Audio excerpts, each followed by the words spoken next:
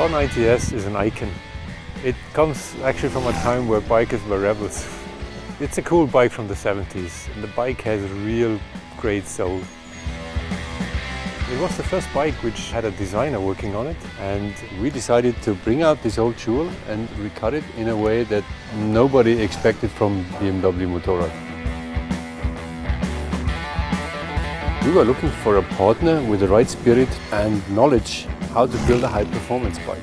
And we found him, actually in California.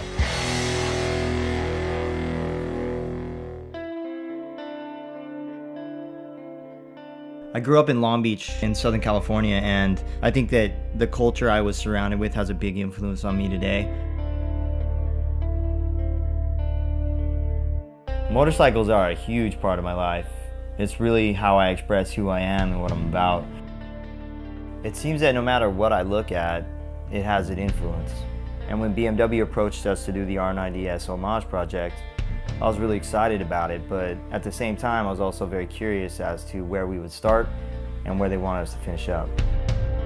I mean, the biggest challenge was we needed to convince Roland Sands to build this bike for us. I thought of bringing over some sketches to him, but then we got to bring him a prototype of this bike. 1 week later, we were there in California with a bike, and he just started doing burnouts in the yards, and then he came back and his eyes were just beaming, and that was it. It was just such a spectacular, crazy moment in this project. With what BMW has going on, it's like a whole new level of design, and we're looking at incredibly reliable bikes paired with beautiful function and form.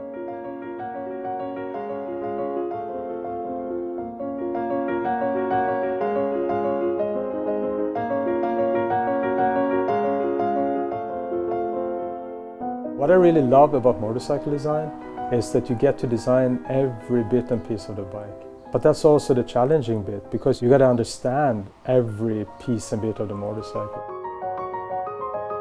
When you're working on the motor, you got to know what goes on inside of it, otherwise you can't really design it in an honest way. And that's the quality I see within my team.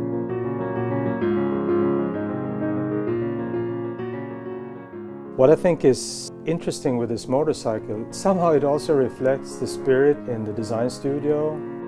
Because a lot of people out there, they think that we're like these super clean-cut guys running around in white lab coats and, working on computers that creates motorcycles in a magical kind of way. Yeah, on one hand it might be true, right? We're a very high-tech company. On the other hand, we're really a bunch of garage rats. And guys are welding and grinding and getting dirty. And this combination, I think, is just the coolest thing, right?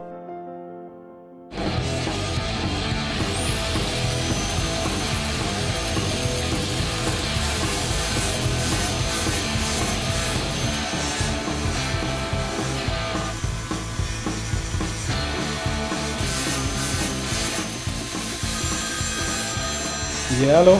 Hola, what's happening? Hey, Roland, you sent me a picture of the frame for the instruments. It's such a killer part.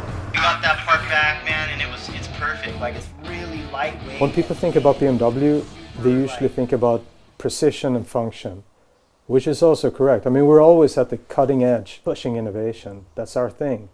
But this bike is a bit different. This bike is about heart and soul and garage spirit. This bike is all about emotion. I wasn't expecting it to. What I really like about this bike is that mix between old classic style and new technology. Like the bodywork is very simple, very clean. It really captures that pureness of the R90S. And then we have all the technology where everything is just littered with the best parts you can get that really speaks high performance. When BMW came to us and said they wanted to do the R90S homage bike, it was a really big project just in general, but we really attacked it from both ends. So it was not only aesthetically correct, but then the fully functional aspect of it as well. All of us had the same vision, which is pretty, I think, unique when you pull people from such different parts of the world together. But I think that it really shows in the end result.